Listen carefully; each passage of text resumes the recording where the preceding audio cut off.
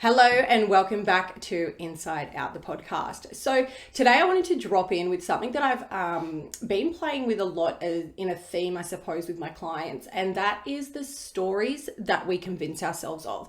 Now, there's something that landed and dropped in freaking incredibly with me a really long time ago, and that was by a beautiful, incredible, powerful woman by the name of Brene Brown. If you haven't heard of her, go and search her up, read her books, listen to her podcasts, just consume anything about her. This is a woman that has studied shame for the last 20 odd years. And she tells us a story around her and her husband.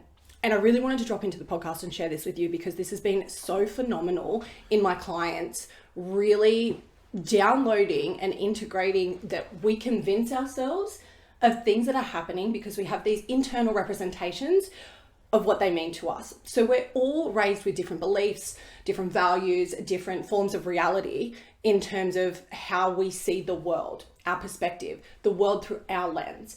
And this story is going to really freaking land with you. So Brene talks about she wanted to go away with her husband and book this trip to this cabin where she went when she was a kid, and there was this lake, and on the lake as a kid she used to swim all the way across, touch the end, and look, I may not be telling this story right, so for those that have heard this story, I apologize if I have a little bit out of whack essentially. But she shares this story, right? And she's talking about this trip and she's so excited and she can't wait to go, and she's talking about it. And every time she talks about it with her husband, he switches off. He resists. He is disconnected, and she's feeling that. She's like, oh my God, like, why aren't you as excited as I am, right? So she's already creating this story around insecurity and disconnection with him.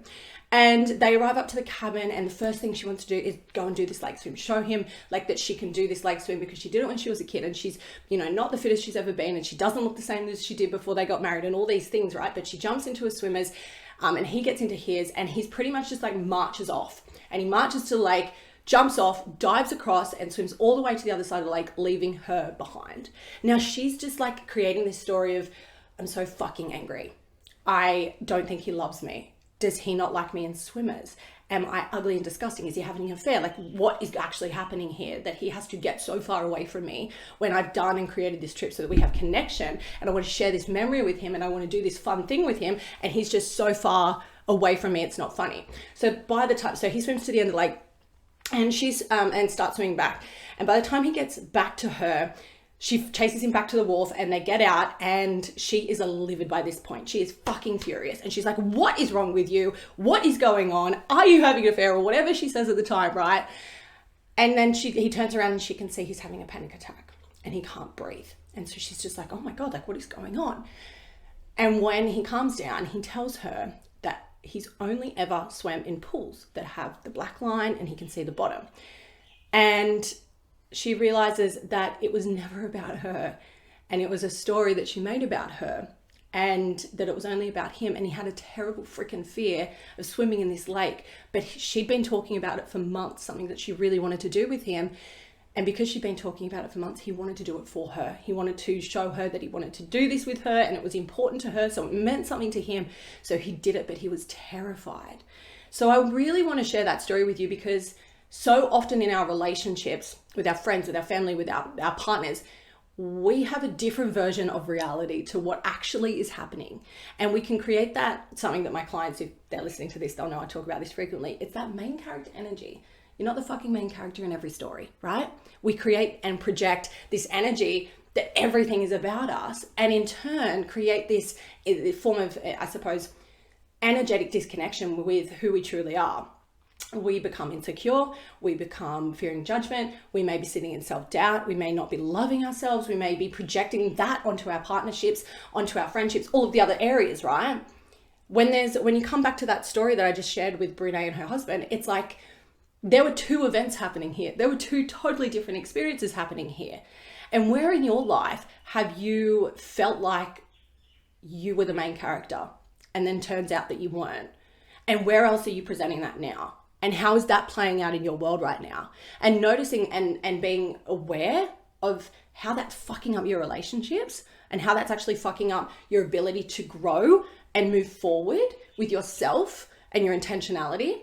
Like, actually let that story land in, and remember, you are not the fucking main character in every story. Okay, in some stories, you might be the main character. This isn't for everything, but this is for some of the things that do come up in our lives where we make it about ourselves.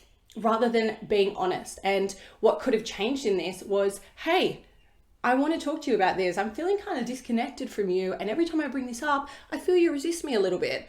Like, here's the thing that could have solved the problem: communication, language, being in the receivership of someone's vulnerability rather than resisting and not asking the questions. It became an explosion at the end, right? Where she was so angry and she felt so mad because she was so hurt and so insecure, when really it wasn't about her. It was about his fears. And what would have happened if he had voiced his fears? I know most of the women listening to this would have been like, oh, well, we wouldn't have done the lake. We would have done something else. And it just would have solved something that had created a really, really dysregulating experience, right? This buildup of emotion and buildup of emotion.